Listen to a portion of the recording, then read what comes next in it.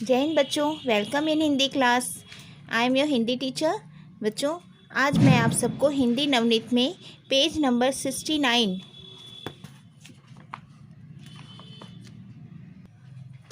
पर पुत्र को पत्र पाठ पढ़ेंगे। बच्चों, जैसा कि शीर्षक से ही स्पष्ट है, इस पाठ में पुत्र को पत्र लिखा गया है, जिसके बारे में थोड़ा सा मैं भूमिका बता दे रही हूँ।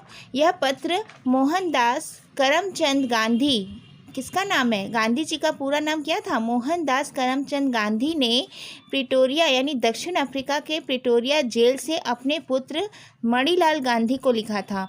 इस पत्र में बहुत ही सरल भाषा का प्रयोग करते हुए गांधी जी ने अपने पुत्रों को सदैव गरीबी में सुख का अनुभव करने का सुझाव दिया है। वे चाहते थे कि उनके पुत्र जीवन के अभावों तथा पीड़ाओं का अनुभव करें, जिससे उनकी आत्मा को साहस मिले। बच्चों के लिए यह बहुत ही प्रेरणादायक है। तो आइए बच्चों, शुरू करते हैं। पुत्र को पत्र। प्रिटोरिया जेल, 25 मार्च 1909 ईस्वी। प्रिय पुत्र, प्रति मास एक पत्र लिखने और एक पत्र प्राप्त करने का अधिकार मुझे मिला है। अब मैं लिखूं किसे? मिस्टर रीच का, मिस्टर पोलक का, और तुम्हारा ख्याल मुझे बारी बारी से आया, लेकिन मैंने तुम्हें ही लिखना पसंद किया, क्योंकि पढ़ने के समय तुम्हारा ही ध्यान मुझे बराबर रहता था।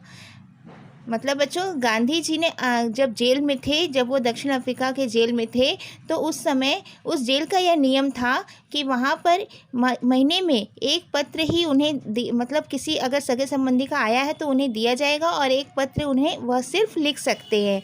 तो उन्होंने किसे चुना? अपने पुत्र को चुना पत्र के लिए।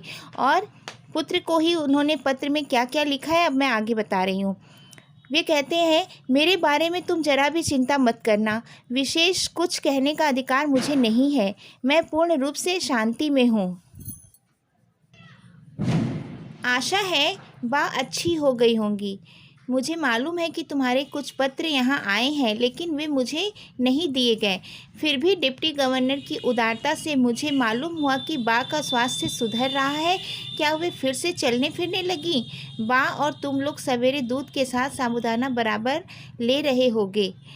बच्चों, इस पैराग्राफ में गांधी जी ने अपनी पत्नी के बारे में, उनके स्वास्थ्य के बारे में जानने की कोशिश की है कि क्या उनका स्वास्थ्य अब सुधर गया है, क्या वह पहले की तरह वह चलने फिरने लगी हैं। तो यहाँ पर बच्चों देखो, और वे अपने पुत्रों और अपनी पत्नी को यह भी आदेश दे रहे हैं कि तुम लोग हमेशा क्या दूध के साथ साबूदाना लेना, क्योंकि वह स्वास्थ्य के लिए अत्यंत लाभदायक है। अब आगे देखिए। और अब कुछ तुम्हारे बारे में कहना चाहूँगा। तुम कैसे हो?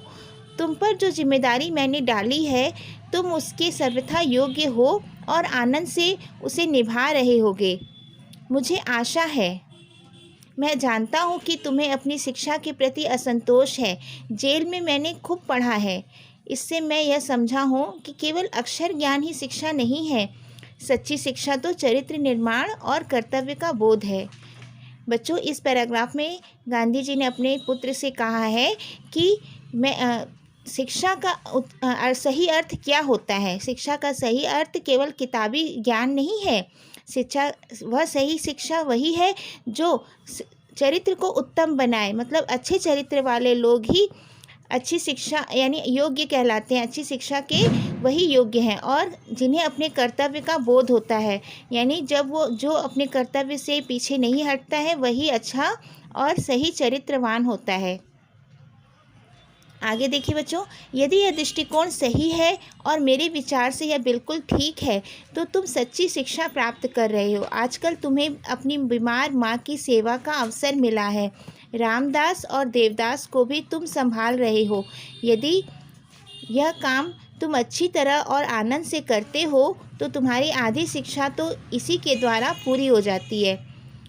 बच्चों, इस पैराग्राफ से हम सब यह समझते हैं कि गांधी जी ने अपने पुत्र को यह कहा है कि अगर वह अपनी माँ की जो वो बीमार है, अगर वह उसकी सेवा कर रहा है, तो वो अपने कर्तव्य का पालन कर रहा है। और उसके दो छोटे भाई कौन थे? रामदास और देवदास, जो छोटे भाई थे, वे भी, उनका भी पूरा पूरा ख्याल रख रहा होगा। ये आशा करते हैं। गांधी जी अपने पुत्र से यह आशा करते हैं और वही इसी को वह शिक्षा पूरी मानते हैं कि वह सही शिक्षा यही है। बच्चों आज यहीं तक, अगले वीडियो में मैं इसके आगे का पढ़ाऊँगी। Okay, thank you.